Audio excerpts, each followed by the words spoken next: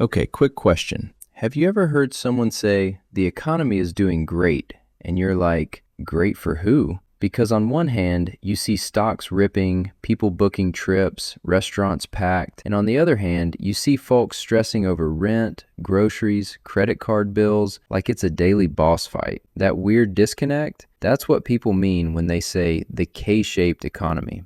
And don't worry, I'm not going to turn this into a lecture. I'm going to explain it like we're just talking. And by the end, you'll be like, oh, that's why this feels so confusing. So picture the letter K. The top arm of the K goes up. The bottom arm goes down. That's the whole idea. In a K-shaped economy, different groups are living two totally different economic realities at the same time. Like the same country, same year, same economy, but one group is going up and another group is sliding down. So it's not like everybody's struggling together or everybody's winning together. It's split. That's the K. All right, who usually ends up on the upside? Typically, people with stable, higher-paying jobs, especially jobs that are flexible or in demand. And, this is a big one, people who already own assets, stocks, real estate, businesses, because when asset prices go up, the people who own those assets are like, nice, my net worth just leveled up. And that can happen even when everything else feels messy. So you might see headlines like, markets near highs, and some people are genuinely feeling that. Now the downside. Usually, people with less job security, lower wages, or jobs that get hit first when companies tighten up, and households that don't have a lot of savings. So when prices rise, there's no cushion. Because if you're living paycheck to paycheck and groceries jump, rent jumps, gas jumps, that's not an interesting macro trend. That's your life. So you end up with this situation where one group is like, honestly, things are fine. And another group is like, fine? I'm one car repair away from disaster. Same economy, different planet. So why does this split happen? Let's keep it simple. Reason number one, some jobs bounce back faster than others. Different industries recover differently. Some sectors start hiring again quickly. Other sectors stay weak for a long time. So the recovery isn't evenly shared. Reason number two, asset prices don't help everyone. If you own stocks or a home and prices rise, you benefit. If you don't own those things, no boost. But you still feel higher costs. Reason number three, people experience inflation differently.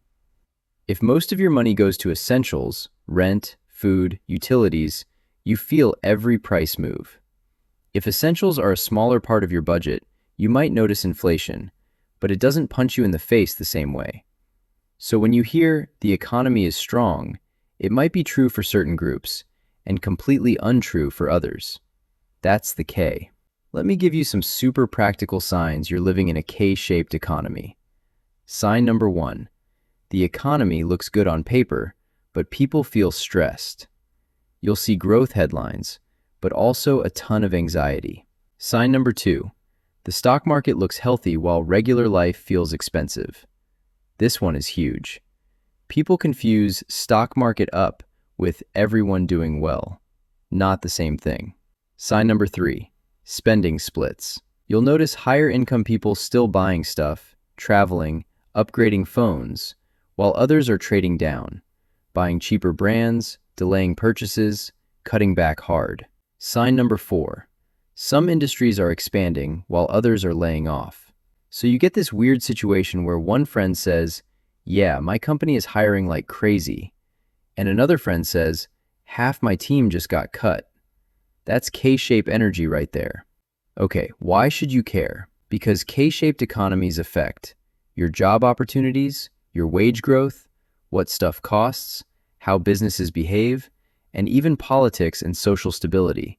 Because people don't vote based on GDP charts, they vote based on their bills. Also, it messes with how you interpret headlines. Like, you could have a situation where the economy is growing and a lot of people still feel like they're falling behind. And then everyone argues online because they're literally describing two different experiences. People ask, how can the economy be good and bad at the same time? And the answer is, because the economy is not one single scoreboard. It's millions of households, businesses, industries, and local situations all happening at once. The average can be up, while a massive chunk of people are still not okay. It's like saying, the class average grade is an A. Cool. But some kids still failed. The average doesn't tell the whole story. That's basically the K-shaped economy in one analogy. Quick disclaimer, this isn't financial advice, just real-life strategy talk. If the world is more K-shaped, here are smart moves you can control. 1. Build a small safety buffer. Even a modest emergency fund helps, because when things are uneven, shocks hit harder.